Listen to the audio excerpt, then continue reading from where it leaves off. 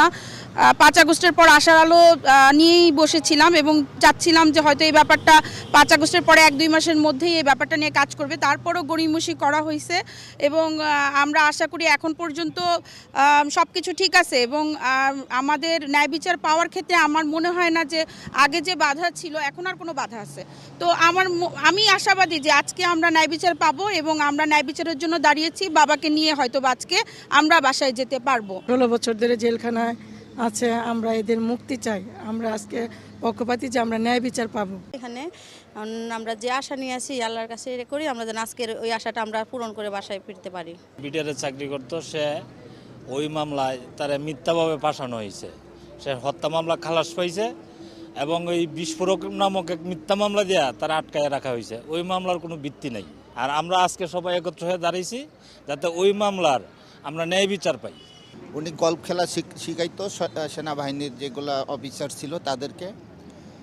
সে বা যখন গণ্ডগোল লাগে তখন ওয়ালটাকে চলে আসার পর ওনার কোনো মামলা ছিল না, বিস্ফোরণ মামলা দিয়ে ঝুলিয়ে রাখছে। আর কোনো মামলা নেই তার। মামলা থেকে রায় হয়েছে, বিস্ফোরণ মামলা দিয়ে ঝুলিয়ে রাখছে। আর 17 বছর চলে। মামলাটির বিচার কার্য শুরু হয়েছিল আমাদের মহানগর দায়রা জজ কোর্টে।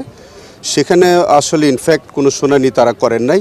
তারা বলছিল বারবার যে এই মামলার বিচার কার্য আসলে কোন কোর্টে হবে শেষ পর্যন্ত সেটা নির্ধারণ সাপেক্ষে এই মামলার বিচার কার্য শুরু হবে। এবং পরবর্তীকালে আমরা গত ধার্য তারিখে দেখলাম যে আলিয়া মাদ্রাসা মাঠে সেখানে এজলাস কোনো কারণে পুড়িয়ে দেওয়া হয়েছে বা আগুন লেগেছে এবং সেখানেও আমরা আসলে বিচার কার্য করতে পারি নাই। তবে এর আগে আমরা এই মামলায় প্রায় 350 বা 400 জন মানুষের পক্ষে আমরা জামিনের আবেদন করেছিলাম।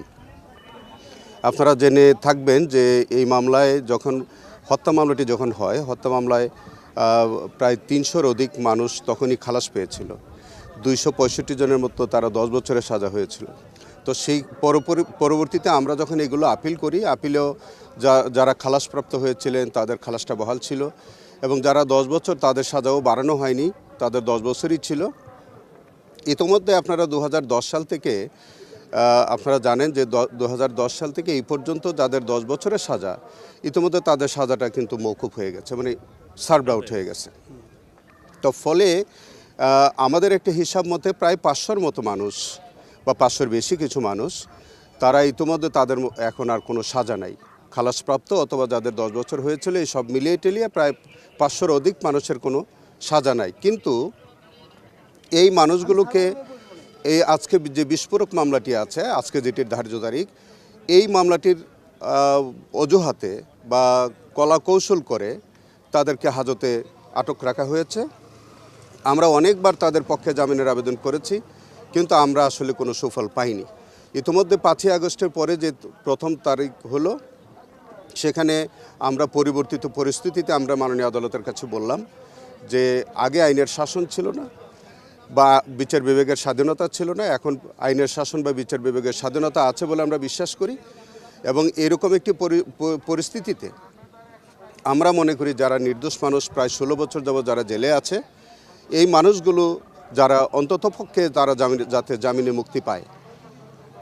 এবং আপনারা জেনে থাকবেন যে প্রায় 200 মানুষের মতো 200 সাক্ষীর মতো সাক্ষীর জবানবন্দি যারা হয়েছে, 1264 জন সাক্ষী, এইগুলি যদি সবগুলো এক্সামিন করতে হয় তাদের অনেক সময় লাগবে। সেই কারণে আমরা এই আসামিগুলোর জামিনের প্রার্থনা করেছি। আদালত বারবার এই জামিনের আবেদনগুলো শুনানির জন্য ধার্য করেছেন কিন্তু আদালত না বসার কারণে আমরা শুনানি করতে পারি নাই। আজকে আপনার এই কেরানীগঞ্জে সেখানে আদালত বসতে যাচ্ছে। আমরা বিশ্বাস করি যে আজকে আমরা জামিনের শুনানি করতে পারবো। রাষ্ট্রপক্ষ যদি পাশাপাশি কোনো সাক্ষী আনেন আমরা সেই সাক্ষীকেও আমরা জেরা করব এবং আমরা আজকে জামিনের আবেদন শুনানি করব।